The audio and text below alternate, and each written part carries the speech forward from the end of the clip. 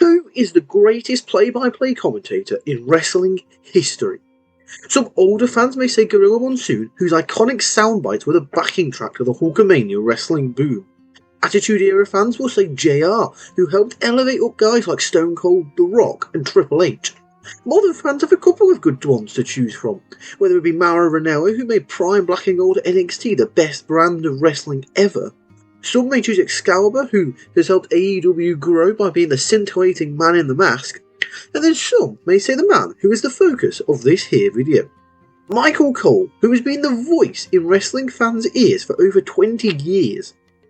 Joining WWE all the way back in 1997, Cole started at the bottom doing voiceovers for promotional videos, most notably during the Kane and Undertaker WrestleMania 14 video package for their very silly feud.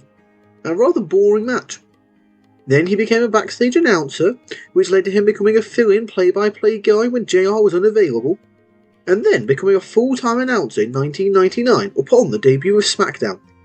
On SmackDown, Cole would develop a strong partnership with Taz, and the two would go on to become one of the most popular announcing duos not only of the time, but of all time, even comparing to teams such as JR and King on Raw. At this time, however, Cole was no real character besides his frosted tips and his little goatee, and was rarely involved in storylines, however, outside of Heidenreich. That started to change in 2008, when WWE made a decision to move Cole from SmackDown to Raw. This was seen as a controversial move at the time, as JR had shown no signs of wanting to leave that position, but WWE made the call for Cole to become WWE's lead announcer on their flagship show.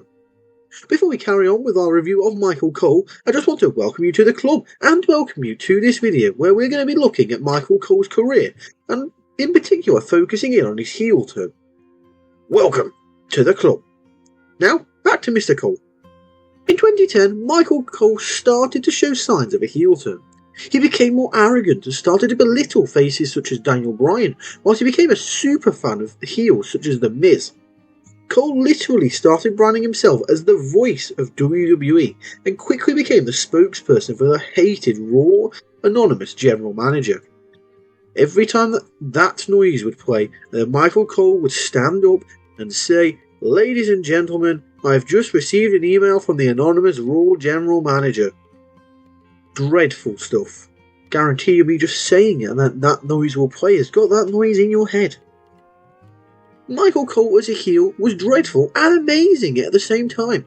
You see, he was a really good heel as you wanted to see him get beaten up to shut him up because he was really annoying, which is kind of the role of a chicken S-word heel more than anyone else on the roster.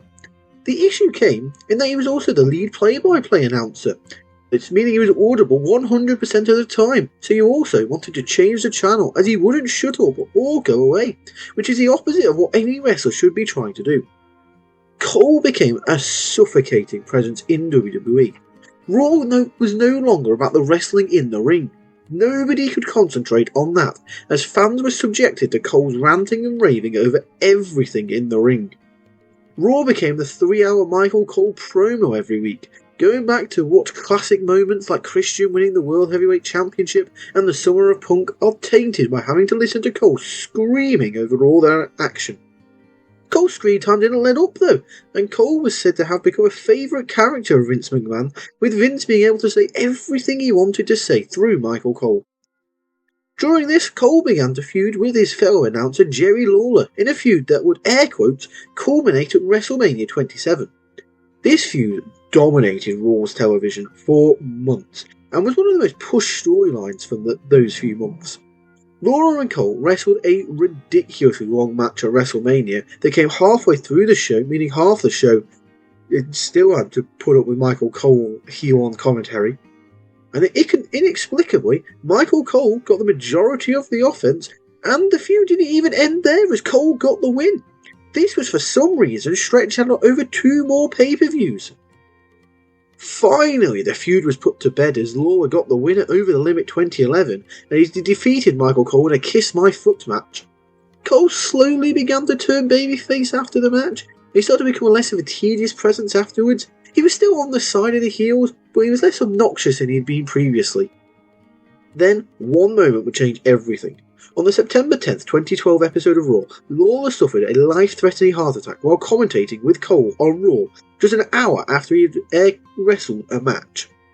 1 minute, you could hear King commentating during the primetime plays versus Team Hell No, as normal, and then the next minute he was on the floor being tended to by doctors while Cole was valiantly trying to commentate on the match as normal, as to not put undue stress on the fans watching at home, whilst his real-life best friend was dying beside him. Thankfully, King was able to make a full recovery, and Cole would receive endless praise that was much deserved for how he dealt with this situation. With tears in his eyes, Cole would break the news that King had suffered a heart attack and that he would stay in his seat at ringside to provide updates throughout the night. His persistence and willingness to carry on with commentary throughout, not knowing if his friend was okay, knowing full well he may have to announce that his friend had died, was an absolutely heroic display. Legitimately, it is one of the most genuine and pure face turns of all time. So, this brings us to a question now. Is Michael Cole better without Vince McMahon in his ear? So, first we'll assess what he was like with Vince in his ear. He was hamstrung by having to force out poorly worded branding opportunities and overdone catchphrases, such as local medical facility instead of a hospital, which isn't what people say. You know, for example, if you break your arm, you don't say, "Oh yeah, I went to the local medical facility to get that checked out," do you? And you say, "No, I went to the hospital and they fixed it, or put me in a cast." The few times, however, that Cole was allowed to commentate without a leash, he was amazing. Genuinely, Cole pulled off some really amazing performances in the Beast in the East event in 2015, and then the 2-day UK Championship tournament in 2017 with Byron Saxton and Nigel McGuinness, but respectively. Cole was like an entirely new person here, and it showed that he is legitimately a fantastic announcer without a crazed Vince screaming in his ear. However, even with the limitations that existed under Vince at the time in WWE, Cole did show that he could still pull off some legendary calls. The simple yet powerful, the streak is over, at WrestleMania 30 was exactly the call it needed to be. Seth Rollins with the heist of the century at WrestleMania 31 was another all-time great wrestling line. Despite always having Vince in his ear, he still more often than not nailed the big moments, except at Mania 32 where he screamed for the love of mankind, which you could actually see him reading off a script as Shane McMahon plummeted to the floor below. His partnerships, however, with Corey Graves and Pat McAfee have become some of the most popular commentary pairings, and he continues to work at a really high level. However, it is undeniable that Michael Cole's performance as a WWE commentator has undergone a significant transformation since Triple H took over creative leadership in 2022. Under Vince McMahon's tenure, Cole would often be criticised for being overly scripted and constrained, as McMahon was known for feeding consistent instructions throughout the headset.